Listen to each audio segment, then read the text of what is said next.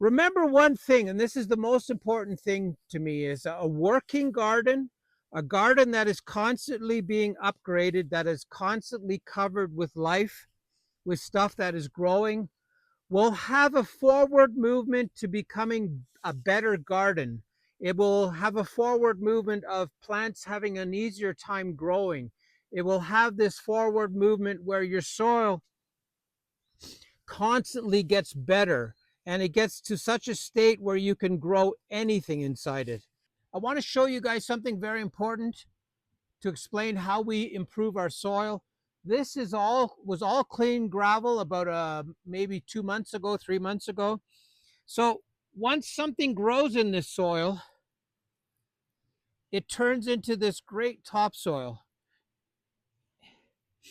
And this is the basis of our garden, is when you have something growing in the soil, it will improve gravel, sand, whatever it may be that the seeds are germinating in. It'll improve that material into something that is closer to topsoil.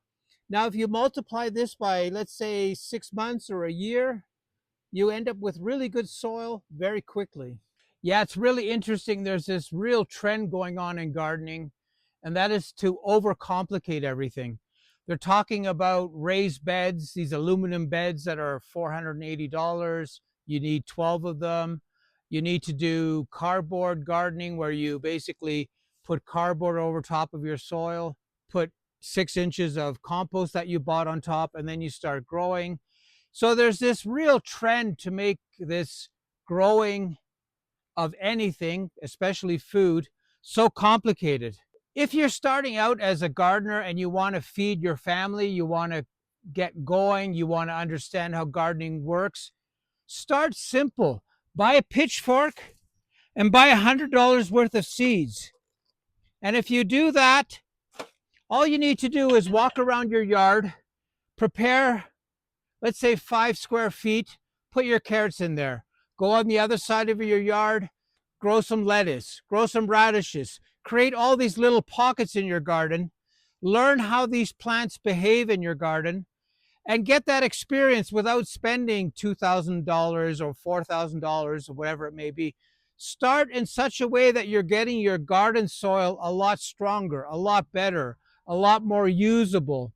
If you do that and keep it dead simple, you'll be amazed on how much food you can grow. Look, when everything gets so complicated, a lot of people get frustrated right away.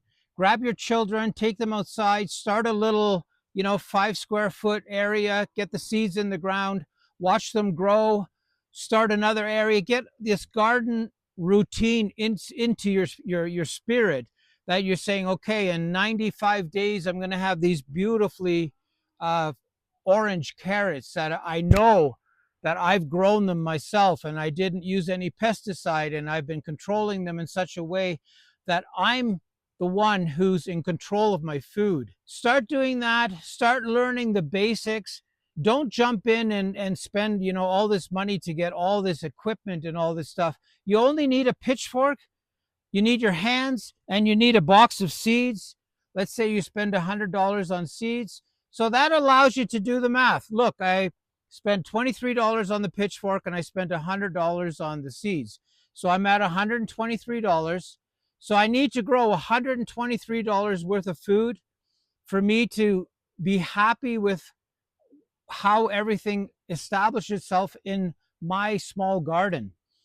And remember, you need sun, you need good soil, you need to weed, you need to look after, you need to water. There's all these things that will keep you occupied enough in your first year when you're learning how to keep it simple when you're growing your own food. Stick with vegetables that are really easy to grow. You've got the carrots, the radishes, you've got turnips, all these things that are quite easy to establish in your garden. You can plant some horseradish, you can plant some rhubarb, you can do all these things to grow this really interesting garden for yourself and learn as you go along without spending endless money. So the way it's going now, with the food prices being so high, especially fresh vegetables, it's probably time for you to grow whatever you can in your garden. And what that really means is you don't want to spend too much on getting started. You might not like gardening. It might be too much work. You might not have the time. All these things can keep you away from having a nice garden. What we do always is when we start a new garden is we look at what we're starting with. And this garden was basically destroyed. It was ruined. And basically, we condition the soil in such a way that it's creating these lush gardens. So every garden has a starting point. So when you're going to start your spring garden and you're going to start growing your own food, so be cautious when people are talking to you about, putting a layer of cardboard down. Yeah, it works. Okay, so what? Big deal. I would rather have 50 centimeters of deep, rich soil instead of having like 6 inches of great bought compost.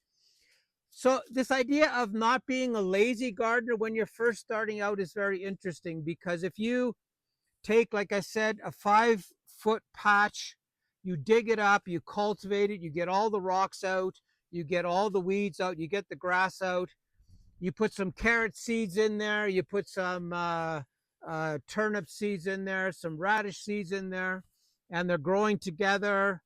They will work that soil for you better than anyone you could hire to get that soil generated into such a state where it supports life so easily. Gardening for the first time, or creating your food for the first time, doesn't have to be this expensive, elaborate effort.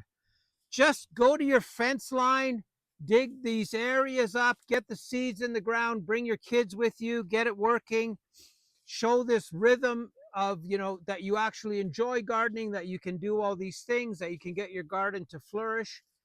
And it's not rocket science at all. What it is being persistent and always understanding the real meaning of gardening. There's three things: improve your soil constantly, keep your ground covered with vegetation so the sun can't destroy what's growing there, or the sun can't get at the soil and deplete its energy. We're getting this area ready immediately so we can get seeds in here and get it covered so it's not bare for any amount of time. That's our philosophy here, is we constantly are covering the soil and constantly working the soil.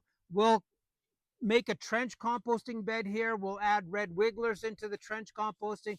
So we have a rhythm.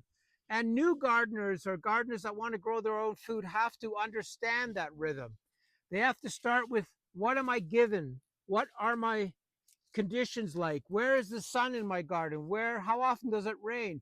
How am I going to water my vegetables? How am I going to do all these things? If you can establish that in your first year, you're way ahead of the game. What does plant diversity do for my garden? How does it help me if I'm planting, a mix of seeds, carrots, and cucumbers and all those things? If I mix all that together, does it give me a better garden? I have to learn all those things. I have to be very clear on how I'm going to get from A to B to create this food forest scenario where I'm growing all these food. Do I invest my money in raised aluminum beds, or do I buy miniature fruit trees, or do I buy miniature fruit shrubs? That is the investment calculations you have to make. If you can get rhubarb in the ground, if you can get horseradish, if you can get these smaller fruit shrubs, red currant, black currant, there's all kinds of them. If you can start thinking in such a way that you have a 5-year plan, I'm going to do all these things to get myself food self-sufficient, instead of spending all this money buying all this equipment, get the seeds, ask other gardeners that have gardens for many years, get seeds from them, ask what varieties to use, ask for help, search things on the internet, get yourself knowledgeable rather than spending a lot of money. Knowledge is king in gardening. If you can get your garden working in such a way that it is self-sufficient, it keeps getting better every year. All of a sudden, you're looking at a garden that is going to work for you in such a way that you don't have to kill yourself. You don't have to be in the garden all the time. If you have a weed and you can just take your finger and pull it out because your soil is so well designed and so perfectly organized with sand and the soil pyramid, then all of a sudden weeding is not an issue anymore. So many backyards in America and Canada have this builder special where they basically put back 6 inches of topsoil, and they give you this hard packed clay where the machines have run over. So it's always a starting process. You have to start over. If you're starting a garden, you have to say to yourself, how am I going to get to this level in 5 years? So you need a master plan on how you're going to create all this food and how you're going to live off this soil. So it's very interesting. Just don't go crazy on ordering all these things and buying all these things. Get the knowledge first. Knowledge is king in gardening. You have to understand that if you can understand the process of how I get my soil improved, how I create more soil, how I don't introduce foreign soils into your garden. If you can learn all that, then you're way ahead of the game. Yeah, I think there's this desire to find all the shortcuts in gardening, to figure out a way how you can have a lush garden, how everything grows really well. You don't have to spend any money on fertilizers, or you ignore the fertilizers. The secret is really understanding some very basic principles. One of the most important ones for me is understanding plant diversity. The more plants you place in your garden, the more they're interwoven, the root systems, the leaves, the more they're going to help each other, the more they're going to cover the soil, the more they're going to work as a unit. And that's probably one of the easiest ways to avoid weeding, to avoid lots of work. Basically, you're covering the soil. The plants can live there for 10, 15 years, and they'll do extremely well. If you have fruit shrubs mixed in with your ornamentals, if you have plants that will provide you with food, then what happens is you have this overwhelming mixture of productive plants that give you food and productive ornamentals that give you the beauty in your garden, and everything working together will shelter the soil itself. When it rains heavy, you don't lose any soil, there's no erosion. Everything works together in such a way that you have this harmony built into your garden where everything is basically growing together in such a way that everything gets dragged along and constantly gets improved by everything growing so tightly knit together that there's no room for anything else in your garden. The other big element is paying attention to your soil itself. Like I said before, every soil has a starting point. Every soil is missing a component, be it a rich compost, be it a sandy mix to break up the clay, be it a real organic material to add nutrients to the soil.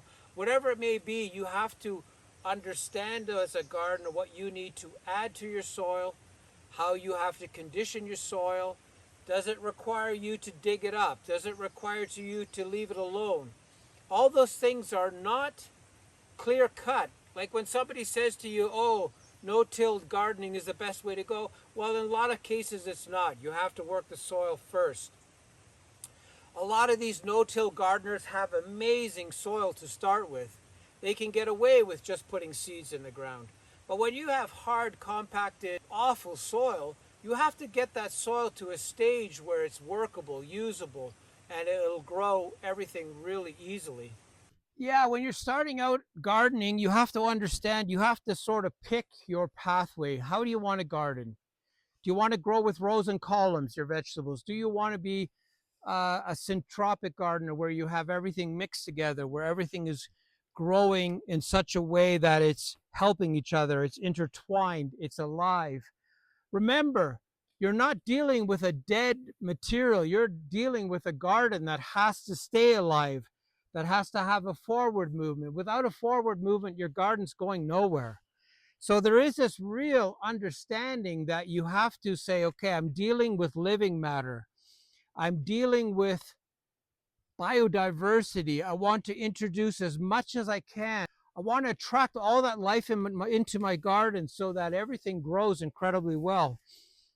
A large majority of our trees are brought by birds, by all kinds of different birds that come out of the park, and they bring all this great life in here.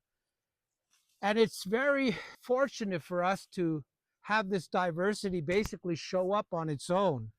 And it makes it so much easier to garden and to have this lush looking setup in our garden. Now, when you're working in a garden like this and you're starting out, you have to understand that you're trying to keep the maintenance to a minimum. And what we have to do is we have to free up these plants that they actually have a chance to grow well. And there's all kinds of, there's a lily flowering in there. So there's all kinds of life growing amongst other life. And you have to sort of give every single plant a fair chance. So when you're starting out, always remember it's energy in equals energy out. So the more energy you put into your garden, the better your garden's going to be if you're doing it correctly. Now, this idea of growing food is very interesting because most of our food in North America, I'm in Ecuador, so I have 365 days to grow food. But most of your food is going to show up in the later months of the summer. And that's a bit of a problem because you have all this food showing up at one time period in the year. So this idea of making sure that you also have all kinds of different diverse vegetables that are grown chemically free and pesticide free, that will give you a lot of nutrients for your body. You'll feel a lot better growing your own food, knowing that it's been, kept clean and that you're getting it fresh, that you don't have to wait 2 weeks for it to show up in the back of a big truck. You're cutting a carrot, you're cutting a head of lettuce, and you're eating it the same hour. And that makes all the difference in the world, is getting that freshness into your body. And it changes everything very, very quickly.